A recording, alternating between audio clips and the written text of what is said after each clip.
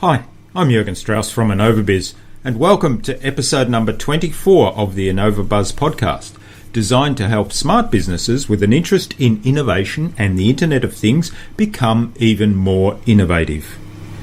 In this episode, I'm going to reflect on 5 lessons for your website project from riding an individual time trial today on my bicycle. Stay tuned for the podcast to learn more about the details.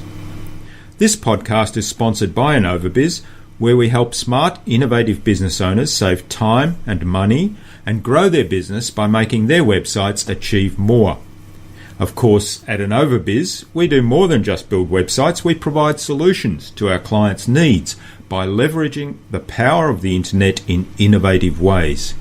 If you want to learn more, then go to innovabiz.com.au or contact me directly through the contact information there. We also invite you to get our Smart Website Blueprint that is now available from our website. You can get it either from the homepage or from the link underneath this blog post. Now, without further ado, let's get into the Innovation Hive and find out what lessons I took out of today's individual time trial that are relevant for websites.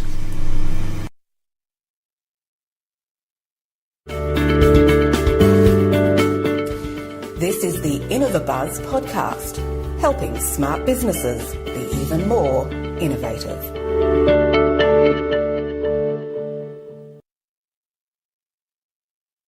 Hi, it's Jürgen again. Today, I competed in the Lara Latte Cycle Group's 6-monthly individual time trial event on my bicycle, and as I rode around the circuit, straining to achieve a good time, it occurred to me that the strategy for executing the time trial ride was a lot like executing a website strategy.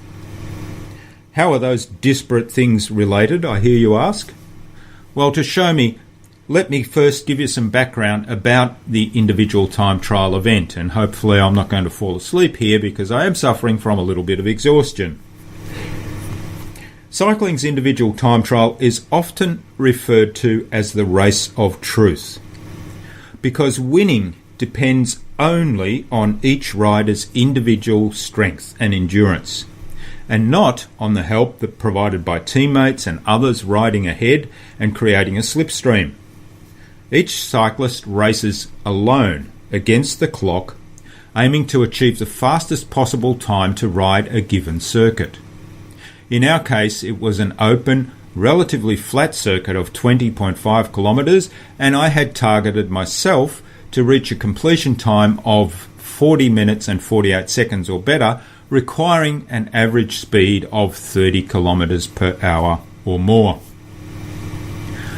Just like with a website project, I had a clearly defined and measurable goal for the time trial.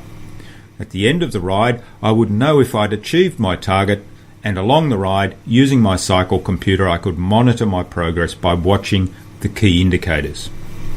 So the first similarity between my individual time trial race and a website project is that both have a clearly defined goal that is measurable and is achievable. At least they should have. Some websites don't. Now, I was the second rider to start, so I had a rider in front of me a minute ahead on the road, and riders following me at 1-minute intervals at the start times.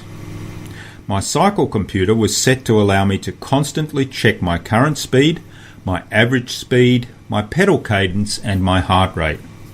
I knew that if I monitored these key indicators, that if my average speed was 30 kilometres per hour or better, I knew my ideal pedal stroke for optimum efficiency so that I could maintain a high effort for the longest possible time was 90 to 100 pedal strokes per minute. That's based on my own experience. I know that my heart rate for maximum effort over a long sustained period of time is 150 to 170 beats per minute. So by monitoring these things on my cycle computer, I could tell at any given time how I was travelling in my individual time trial. As I rode around the course, there was an enormous temptation to push really hard to catch the rider that I could see in front of me. I had to keep reminding myself that the goal was to complete the circuit in a time that translated to a 30 km per hour average speed or better, and not, in fact, to try to catch that rider in front of me and cross the finish line ahead of him. So there's another lesson for the website project. Focus on the right goal. Don't get distracted by some other competition. In the website race, that other competition is usually getting to number 1 position on Google. So many people focus attention with their website on getting a top ranking in Google. For some obscure search term, it may not even be the one that will get them any benefit. And in doing so, they lose sight of more important goals, which might be to generate new leads, or to get sales from their website, or to grow their list, or build their reputation with quality content. Measuring the right things is also important for your website. Just like I was focused on measuring a few key indicators that would show me clearly whether I was on track to achieve my goal in the time trial, so it is important to measure key indicators for our website. Using Google Analytics on our website allows us to track a great variety of parameters, even conduct experiments whether a particular page feature will generate more of the desired outcome than another one. We should really be using this tool on an ongoing basis to track our website progress towards our desired goal, just like I was using my cycle computer to track my progress towards my desired goal. As I settled into a good cycling rhythm early in my individual time trial race, watching the key indicators on my cycle computers, I focused on good execution. In my case, that meant a smooth cycling stroke, an efficient cadence, keeping an aerodynamic shape on the bicycle to minimize wind drag, and steady, deep breathing to get plenty of oxygen circulating to those hard-working muscles. Just like with our website project, having set a clear and measurable goal, having tools to measure the right indicators in place, we can now focus on execution. Executing those website strategies and tactics that will lead us to achieving our goal. I continued the ride, watching my speed, my cadence, and heart rate indicators, and everything seemed to be on track. The longer the ride progressed, the more tired my legs became, and the greater seemed to be the temptation to put in a big spurt and try to catch that rider that I could see just in front of me. But each time that temptation rose its ugly head, I reminded myself about the real goal and checked all the indicators to see if I was on track to reach that goal. All good. Let go of that number 1 Google ranking and achieve the real goal. As I began to tire, my speed started to drop. My breathing became more shallow and my heart rate rose.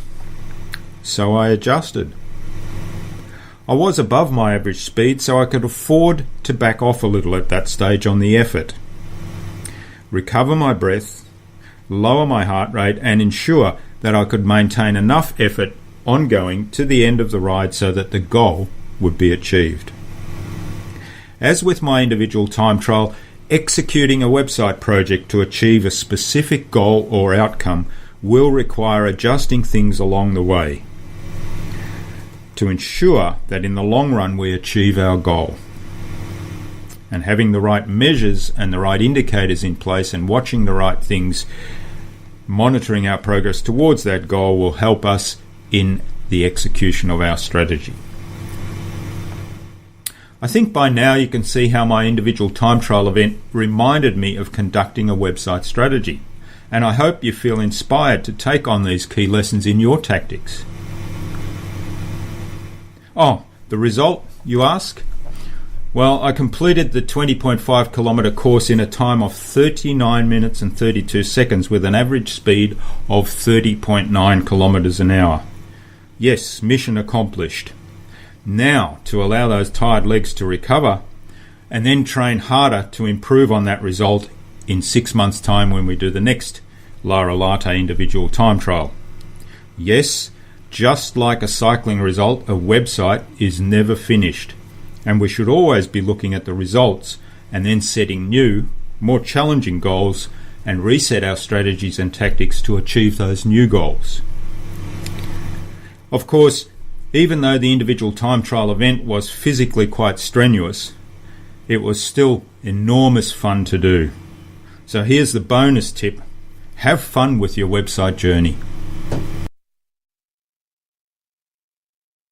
Well, I hope you enjoyed this episode of the InnovaBuzz podcast and my story about the individual time trial and the lessons learnt for executing your website strategy. All the show notes for this episode will be at innovabiz.com.au/ITT, as in individual time trial. That's ITT, all lowercase, innovabiz.com.au/ITT. I'd love you to leave some comments under the post telling us what you think of today's story and the analogy. Do you have a similar experience that reminds you of executing a good website strategy, or indeed of executing some strategy within your own business? Thank you for listening to the InnovaBuzz podcast. We'd love you to review this podcast because reviews help us get found and your feedback helps us to improve. You can review us over at iTunes or at Stitcher, and while you're there, subscribe so that you'll never miss a future episode. Until next time, I'm Jürgen Strauss from Innovabiz, and remember, if you don't innovate, you stagnate. So think big, be adventurous, and keep on innovating.